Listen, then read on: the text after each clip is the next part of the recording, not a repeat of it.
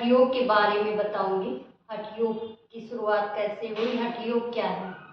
हठ योग का नाम सुनते ही लोगों को लगता है जोर जबरदस्ती से करने वाला योग है, ये बड़ा कठिन योग है। ऐसा कुछ नहीं है। हठ योग दो शब्दों से मिलकर बना है और ठे से। तो ये कोई जबरदस्ती वाला योग नहीं है। हठ योग अष्टांग योग ही हमारी इसमें आज के उसमें अष्टांग योग का ही ज़्यादा प्रचलित है। तो नमस्ते everyone, my name is Gayatri, my YouTube channel name is Gayatri Yadav. Please subscribe कीजिए। और आज मैं हठ योग के बारे में आप लोगों से डिस्कस करूँगी। हठ योग दो शब्दों से मिलकर बना है और ठे से। है का अर्थ होता है हकार और ठे का अर्थ होता है ठकार। तो हठ योग क्या है और ठे हमारे शरीर में, हमारी बॉडी में भगवान शिव ने शिव संहिता में 3.5 लाख नाड़ियाँ बताई गई है।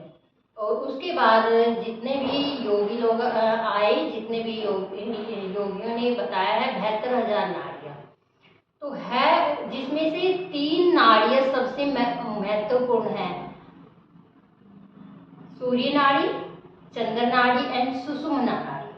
तो है हमारे हमारी जो सूर्य नाड़ी होती है दाहिने नोस्ट्रल में, उसको हठ बोलते हैं, ठकार।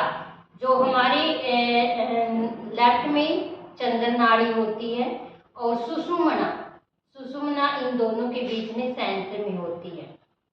ये तीनों आके मिलके यहाँ सेंटर में मिलती है। तो ये 3 सबसे महत्वपूर्ण नाड़ियाँ बताई गई। अब ये हठ योग का सबसे पहले हठ योग की शुरुआत, हठ योग को किसने किया था?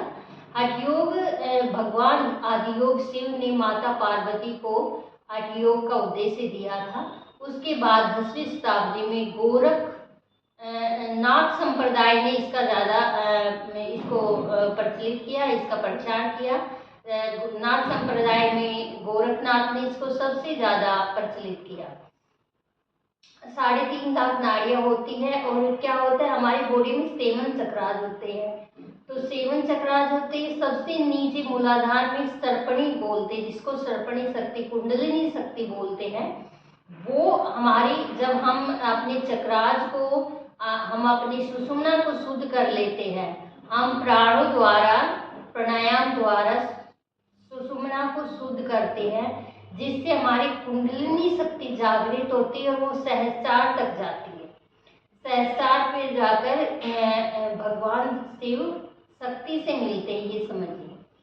जब तक हमारी सुषुम्ना, हमारी चक्रास, हमारी स्पाइनल में जो चक्रास, जो एनर्जी सेंटर होते हैं, वो तब तक शुद्ध नहीं होंगे। और आपकी कुंडलिनी शक्ति अगर जागृत होगी, तो जब तक आपका रास्ता शुद्ध नहीं होगा तो वो ऊपर तक जाएगी नहीं, और ऊपर तक नहीं जाएगी तो वो नुकसान करेगी। जब आपका मार्गदर्शन साफ नहीं होगा तो वो नुकसान करेगी।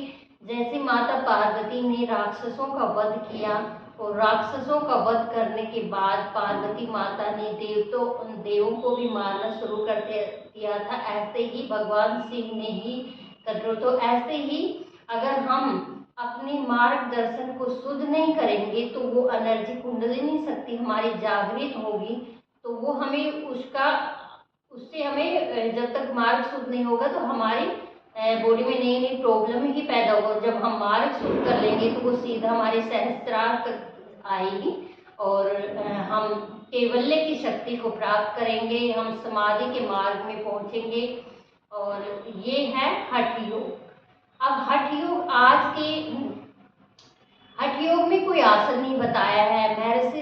महर्षि पतंजलि ने सिर्फ एक परिभाषा बताई है, स्थिरम सुखम आसन। किसी भी परिस्थिति में समान पूर्वक आप लंबे समय तक स्थिरता से बैठ सकते, वो ही आसन है।